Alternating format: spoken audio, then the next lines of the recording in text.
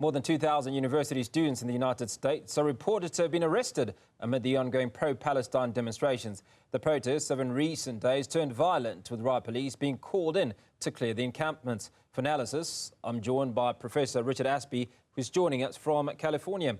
Professor Ashby, appreciate your time. Just talk to us about the nature of the protests. Why have the protests been instituted, and why are the police getting involved? Yeah, so my name is Richard Wilson. I'm speaking to you from Connecticut. And the protest developed in response to the situation in Gaza and the concern that students were expressing with respect to civilian deaths, the high number of casualties in that conflict, civilian casualties in particular. And I believe most of the students are calling for their universities to divest from Israel. As to why the police were called in, a variety of reasons have been given. I'm not convinced by some of those reasons. And it's clear that university presidents have been bringing in external police, not the campus police. Universities in the US have campus police that are more community policing. But as you've said, they brought in riot cops and more militarized kind of police units. And as we've seen, there's been a lot of violence as a result of that.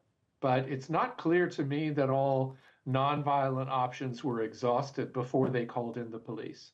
So do you get the sense that this is an attempt to throttle the freedoms, or freedom of speech, freedom of expression of these individuals that are protesting these issues?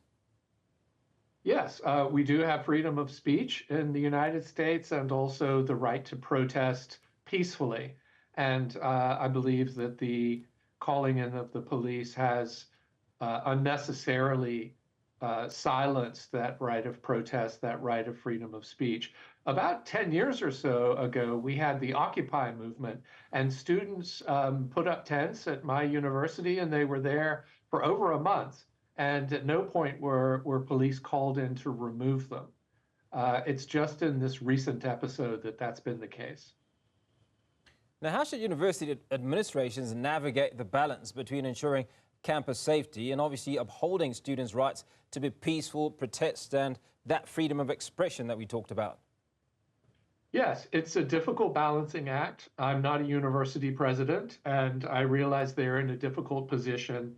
And there have been claims that some Jewish students have been harassed, that they feel intimidated, and that the protesters have at times crossed the line of intimidation and threat and even violence. And if that is the case, I would like to see evidence of that. And those individual students need to face some sort of consequences. But to remove the entire protest as the result of the activities of a small number of students seems like overreach to me. And in my view, universities should never call in external police forces. They should be dealt with by the local campus authorities. Now, what we understand from media reports is that 2,000 university students have been arrested. Now, what sort of percentage is this of all the students that are protesting in this particular case, or have they been arrested across various campuses? Yeah, there are a large number of protests. I can't tell you how many there are, but there are many, many dozens of student protests and encampments. I can't tell you what the number is, whether 2,000 is the majority or not. I suspect it's not. There have been campuses which have resolved the issues peacefully. At Brown University, there was a student encampment, and the students decided to take it down when they were assured that the campus authorities would look closely at the divestment issues at their next Board of Trustees meeting. So that's one way in which the negotiations did occur peacefully rather than calling in the police.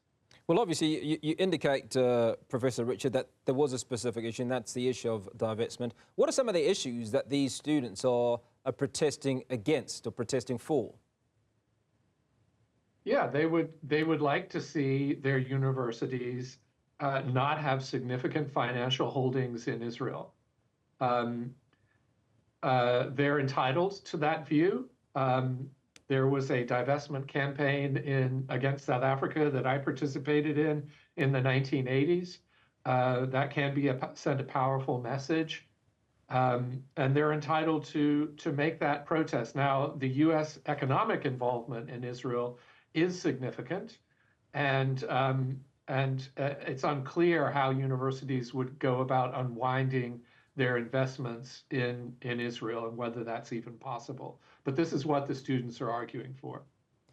Now, how does the response to these protests reflect broader political dynamics in the U.S. regarding foreign policy, particularly the U.S.-Israel relations? I mean, we've noticed that there's been a bit of a shift from when the war started in October of last year, and there was absolute support from the United States, and now there seems to be a slightly different approach, a more cautious approach as we see things at the moment.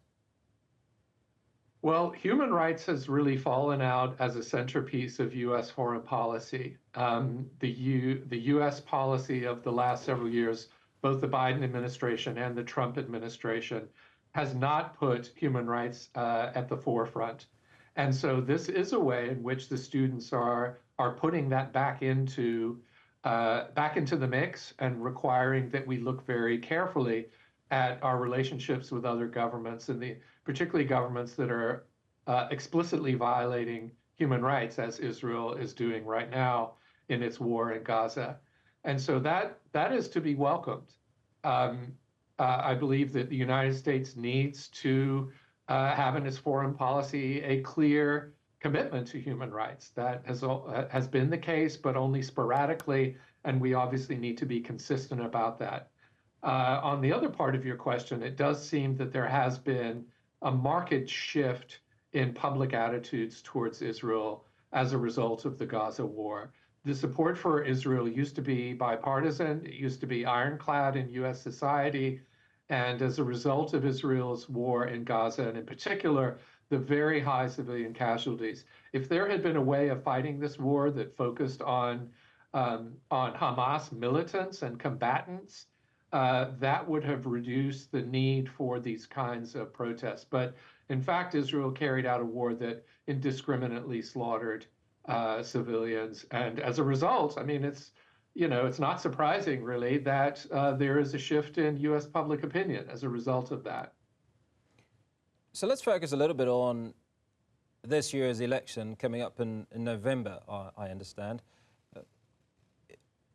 Is this war that the U.S. is supporting likely to have implications on how certain individuals vote come November? Yeah. I think it's not going to have a huge impact on how individuals vote in November. Foreign policy is very, very seldom the number one issue in an electoral campaign.